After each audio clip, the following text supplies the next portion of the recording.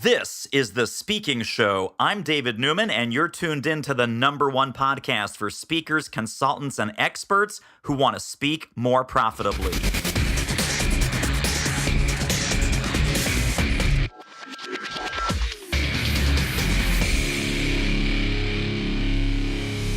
I am here with the awesome and amazing Tom Poland, author of Marketing the Invisible, CEO and Chief Guru at Leadsology.guru. How are you, my friend? I'm well. I want to thank my mum for writing that bio. Thanks, Mum. Exactly. Well, so let's talk about lead generation. And I know that you believe in some things very firmly and clearly, and you teach and mentor others. And there's other things that you violently disagree with in the world of both online and offline lead generation and marketing. A little bit of a backstory, Tom. How did you come to do what you're doing today? And then let's talk about where some of your philosophies and principles about lead generation done right come from. Right. Great question. So if we go way back when, this is going back about 40 years, I started a new business, and it was an advisory consultancy service. And I figured out pretty early on that if I didn't learn how to get leads coming in, I didn't really have a business, because you basically wake up every Monday morning and you're unemployed. So I found that the random stuff like clients referring, it wasn't predictable enough, wasn't consistent enough, the volume wasn't high enough, and they're great leads. So cut a long story short, I went to pretty much every marketing conference, seminar, or workshop I could find, read all the books, flew internationally, sat at the feet of great masters, and came back and implemented everything dutifully, and discovered to my horror that nothing changed.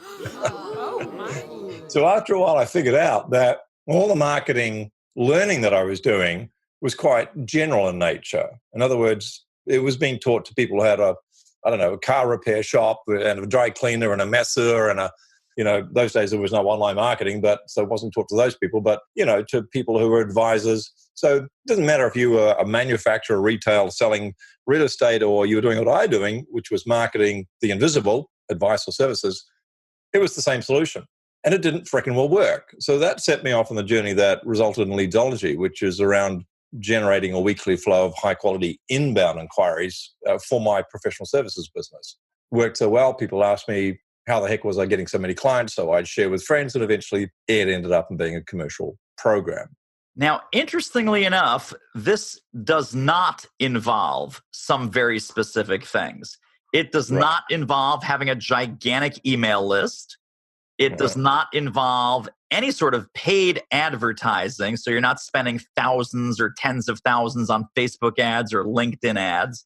We're not exhausting ourselves with videos and launches and 17-part sales letter funnels and branching logic and none of that stuff, correct? Correct. All of which, by the way, I have tried with enthusiasm and robustness, and none of which I recommend or participate in professionally or personally now.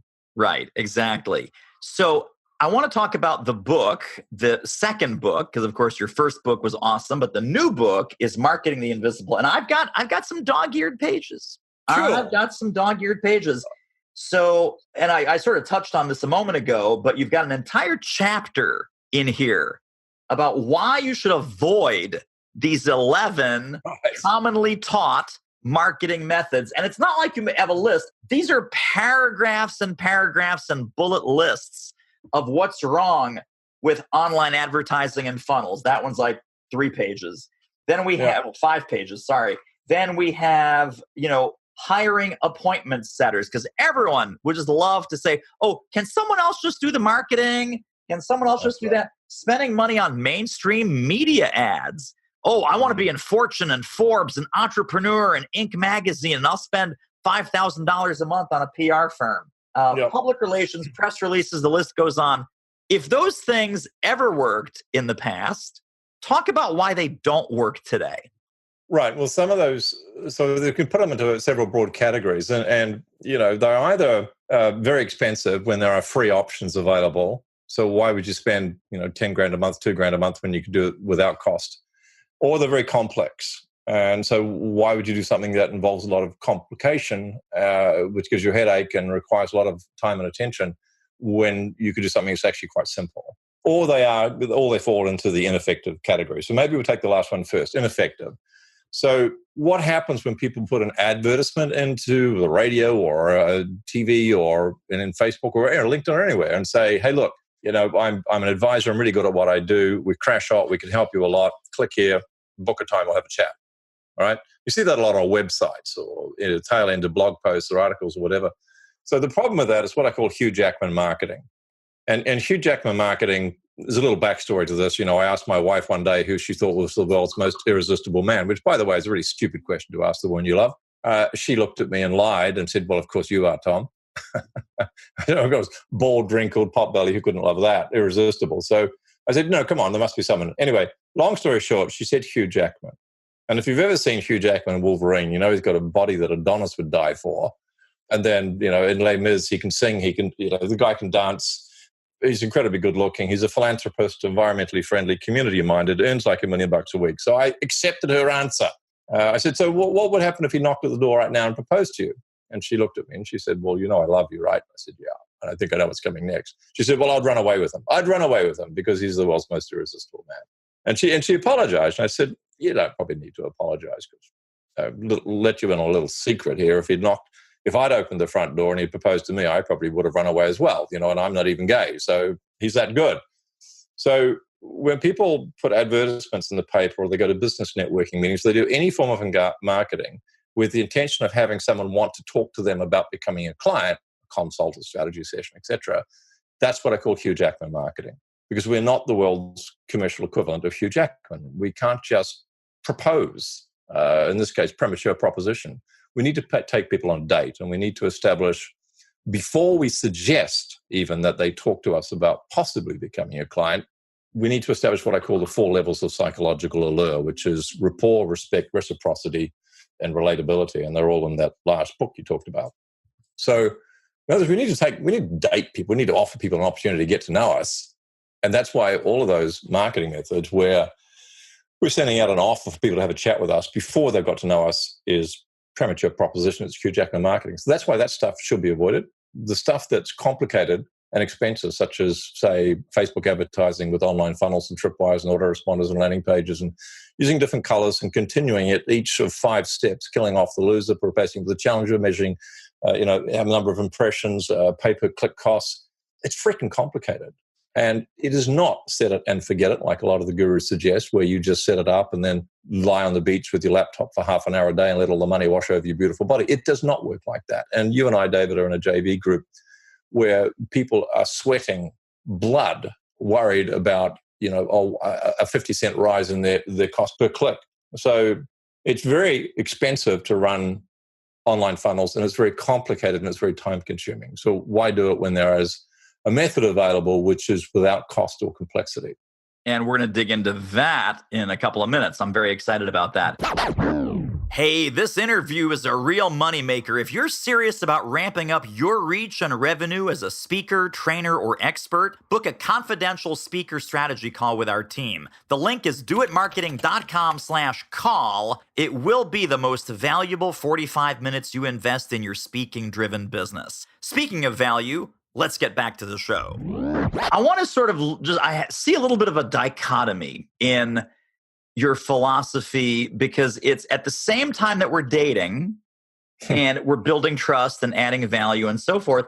A lot of these internet marketing, kind of high ticket closer type people believe in the one call close.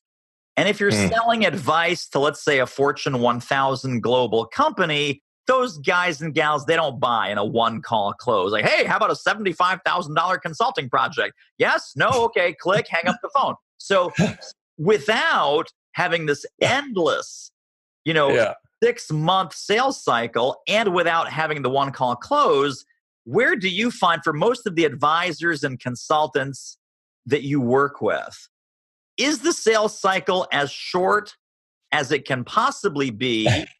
And is it long enough to build trust and add value and do all those very important things that you advise and recommend? Right. Well, selling is what people have to do when their marketing sucks. I've created sales training courses. I've taught sales teams. I've led sales teams. And these days, I'm probably the world's worst salesperson in the world, because if someone says, hey, I'd like to think about it, I said, yeah, sure, no problem. Like, talk to my partner. Yeah, cool. Let me know. No problem. So if we look at sales versus marketing, marketing is lead gen and sales is conversion. And if you do your marketing right, the marketing converts people. Come to your let's have a chat consult strategy session type meetings, hoping to confirm that working with you is the right thing to do. So there's only confirmation, there's no convincing. Like, let's imagine there's a forest and they're sleeping in the forest, say 100 bears, and 3 of them are hungry. They want honey, and you've got honey. So honey represents, of course, your product or service.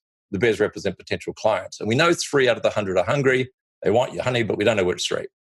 What marketing does is it takes the same honey pot, puts it outside the forest. The hungry ones wake up, come out, and sample your honey. So the most effective marketing, I believe, for independent professionals, marketing services, advice, or software is inbound. We want the inquiries to be coming in. Psychologically, it's far more powerful. It's a lot less work for you and a lot less stress for the bears. Yeah, no, absolutely. Let's talk about some of these strategies that are both high integrity, highly ethical, trusted advisor style partnership conversations as a peer, right, not as a peddler, not as a goofball, not as a lead generating, cold calling monkey. What should we be doing? And what does that look like, that entire process that you recommend? Yeah, 3 parts to the answer. So, all effective marketing that generates inbound leads, and I'm not talking about nurture style marketing, I'm talking about generating inquiries, has 3 parts to it. There's an audience. We've got to have someone to get the message out to. There's an asset. And audiences, by the way, could be Amazon readers, it could be radio show listeners. In broader sense, these are not the people I recommend necessarily. Could be people driving along a freeway, listening to a radio or watching billboards. It could be Facebook. There's no shortage of audiences are everywhere. LinkedIn, there's an audience. Google search give you an audience. You can buy lists. Audiences are everywhere. But the best audience, that's what that I'll reference in a moment. Second part is you need an asset. You need some mechanism through which you get the message about your magic out to the market, out to the audience, if you like. And again, no shortage of assets. People would tell you should be blogging, podcasting, writing books, running webinars, running radio advertisements. What's the best asset? Third thing you need is a call to action. So we've got the audience, the asset, and the action. If we start from the middle, perhaps, the best asset is the online meeting. And that's because the oldest, most proven marketing method in the world is speaking to groups of people. It's the oldest, most proven, successful marketing method in the world. If you have any doubt about that, folks should just pause for a moment and reflect on how many clients Buddha, Christ, and Muhammad have. Because they're in the billions. And all those 3 guys did is speak to groups of people. They didn't do any writing. All they did is speak to groups of people. So it works pretty well. And if you combine that oldest method in the world with the newest medium, which is the internet, you end up with online meetings. And so online meetings is the best asset through which you can get your message. Now, webinars, we can do smaller webcams on what I call boardroom briefing versions of webinars. But what we don't do is something disingenuous and say, hey, here's some free training. And at the end of it, we have a sales trap. We don't do that because I think whilst the free training might be very valuable, to me it appears to be a little bit of what we call bait and switch in marketing, where we offer something, give them that something, but switch it at the end, which is the offer for our services or program. So what I recommend to clients is they offer a demonstration of how they work with their clients. So we have a lead generation demonstration. If you want to see how our clients in 27 countries and 14 different time zones around the world are generating leads, come along to the session, we'll show you how we do it. And in that session, we demonstrate the best audience, the best asset, and the best call to action. So people rock up knowing that we're going to give them a demonstration of how we work with our clients. And if we structure that right, if we offer it in the right way, come along and see how independent professionals around the world are generating a weekly flow of high quality inbound new client inquiries, something like that, then people are attracted to that who are interested in lead gen. And they understand we're going to be demonstrating how our clients are doing it. And at the end, we have the call to action, which is typically, to start with at least, is book a consult. And the consult is also not disingenuous. The consult is not offered as some sort of brainstorming session where we'll give you a bunch of ideas and, it's going to be so valuable for you.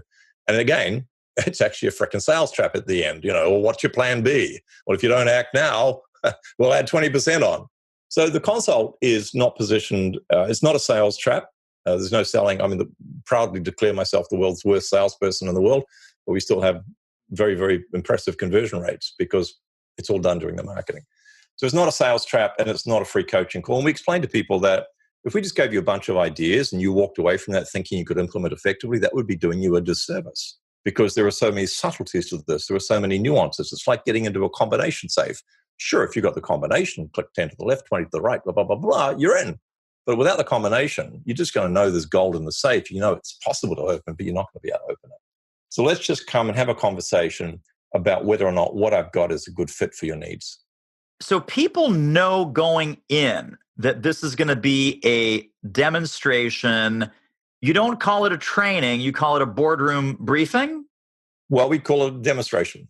Oh, it is a demonstration. It's, in our case, it's a lead generation demonstration. A consultant who perhaps is targeting engagement and productivity can be a productivity and engagement demonstration.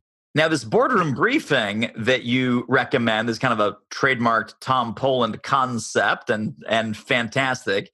That is bringing together 6 decision makers who are initially not known to you and you're not known to them, but you've strategically identified them as someone that could benefit from your advisory services or consulting or software.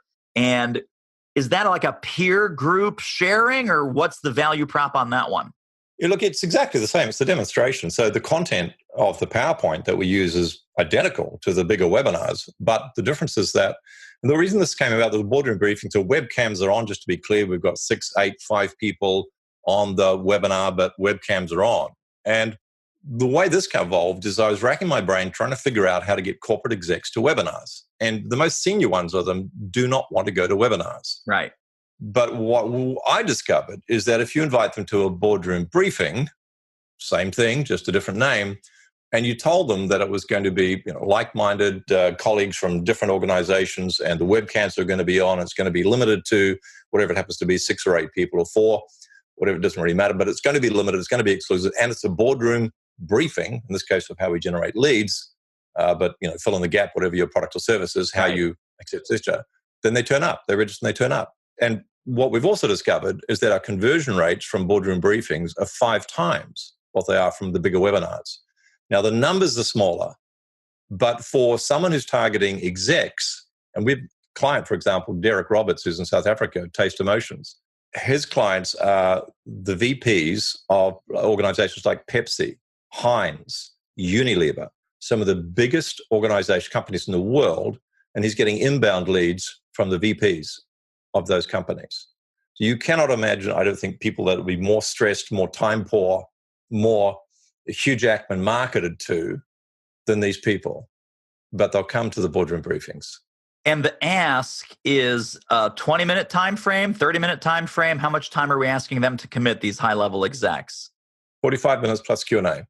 And they stick around because it's something immediately relevant that's strategically important to them. Correct. They register, and it's a matter of intersecting. I mean, every lead is generated when we intersect the ideal client with an effective marketing message. So if I wake up in the morning, many mornings thinking, oh my God, I've got to get into speaking, and there's so much money to be had in speaking, which there is.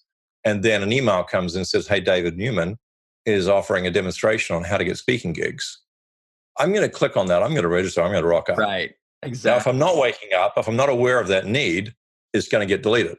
Right. So therefore, we do need volume, because we don't know which of the 3 hungry bears of the 100 that are in the forest. That's why we put the honeypot, in this case, is come along to this boardroom briefing or this demo. And if you're one of the 3 hungry bears that's looking for an increase in engagement or productivity or product, whatever it is, fill in the gap, your service that goes there, then those 3 hungry bears will go, oh, interested in that, because we've intersected that ideal client at the right time with the right message. Super quick commercial break. Isn't this interview amazing? If you'd like to get more ideas on how to start or grow your speaking business fast, pop over to our free training at doitmarketing.com/webinar. I'm taking a little pivot here because I think this is important for people to know. You're a guy where the highest compliment I ever get is the compliment I'm about to give to you, which is you totally walk your talk. This is how you generate leads for your business. And you're very transparent at every single step of this process. So when they go to book a chat with Tom, there's very clear guidelines on what this call is and what this call isn't, what they can expect what's your obligation, what's their obligation, how this is going to unfold. You even put pricing out there, which is a fairly large range, but there's no mystery. So I think people feel a sense, and this is rare these days, a sense of security and a sense of integrity from the very first contact with you. That's a great compliment. Thank you. And I think the way that you teach this, because I'm also in your program, you even have guidelines for your clients where you say, listen, guys, you're in this program. You're going to be with me for 12 weeks. Here's what you need to do. Here's what you must not do. For the next 12 weeks, you're not doing any other program. You're not following any other guru. You're not mixing and matching and cherry picking. Well, I'll use this from Tom Poland. I'll use that from David Newman. I'll use this from my guru that does Facebook ads. No, you're going to do a 12-week deep dive commitment to this methodology to give it a fair shake. You're going to make it work. We're going to generate some results. Then if you want to wander off the ranch after giving it the full go, good on you. But talk about, where do most people that sign up with folks like you and me, besides the multiple guru syndrome, where else do they wander off the ranch? Like, do some people say, Tom, this sounds too easy. I have to still exhaust myself with these 17 other things because of the Puritan work ethic? Or where else does it go south? Well, it's interesting because where it goes south is normally psychological, in my view, and it's a fear of disappointment. So where some people lose the plot is they do the strategic stuff, which we need to do. Who's the ideal client? What does that person need to hear or see in order to want to know more and register for your online meeting and turn up and so on? And there comes a point where they put it all into place. And suddenly they're busy, or suddenly, my mother's sick, or something happens. And of course, there are legitimate things, sickness in the family is one of them. But something happens unconsciously where they go, if I launch this, and by God, it looks good, but if I do and it doesn't work, I'm going to feel disappointment. And disappointment is an extraordinary anti-motivator. So my advice to clients is that watch that carefully. If you find your mind manufacturing reasons not to launch, push through, because we all get that. None of us enjoy disappointment. I've done all this hard work. I've invested this money. We're ready to go. Poof, let's go start building something else now, because we won't be disappointed if we start building and we'll get that half done. And let's start building something else. And let's avoid disappointment. We won't do that. So it's the feel the fear and do it anyway thing. Yeah, no, absolutely. And I think there's this completion fear, right? That we like having 5, 6, 7 things at the 90% completion mark, because then we'll never fail. Now, we'll never succeed at anything either, but we'll never fail. Yeah. How many people have their book 90% done? Yeah, well, they've got a better chance of getting it out than the people who never started, I suppose. Exactly Yeah. right. Yeah. All right, well, I'm going to ask you 2 final questions here as we wrap up. The final question is, how can people get connected and stay connected to all the good, cool stuff you're doing, including your lead generation challenge, including some other things that you might want to offer them? But before I get to that question, the second to last question is, if folks were to take one central idea away from our conversation today, or away from the whole Marketing the Invisible book and the Marketing the Invisible strategy, what would that core nugget be? Well, it's a great question because it touches on something we haven't discussed yet, and it gives me the opportunity to answer 2 questions. So the big question everyone says, well, where do I get my audiences from?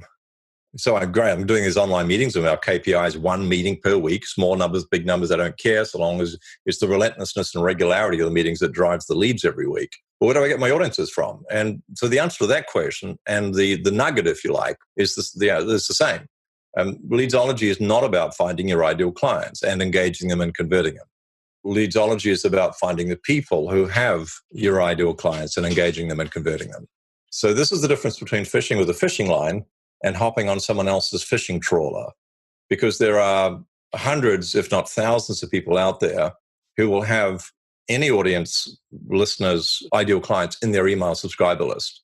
So when you know how to identify those individuals, the quality ones, how to engage with them, and how to have them happily emailing their email lists with an invitation to their subscribers to attend your online meeting, you crack the code.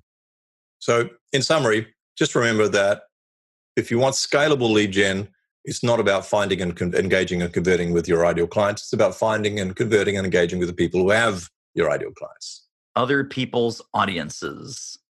Yeah, indeed. Fantastic. All right, Tom Poland, where do we get more Tom Poland? We're going to link this up in the show notes. We're going to give people all kinds of fun resources. Okay. Well, number one would be go to www.leadgendemo.com and register and come along and see exactly how we do what we've just been talking about. Leadgendemo.com. If they want to stay a little quiet or they want another bonus, then they can go to 5hourchallenge.com. The 5-hour challenge in 5 hours, that's 1 hour a day over 5 days. They'll sit down and complete a 10-minute video, and the action exercise will take the 50 minutes. So in 5 hours over 5 days, follow the instructions. You'll generate at least 5 fresh leads and hopefully one new high-fee paying client. No charge. 5hourchallenge.com. You're crazy if you don't go there. Crazy, I tell you. And then the book, of course, is on Amazon and wherever fine books are sold, Marketing the Invisible. And what else? Facebook group, anything fun like that?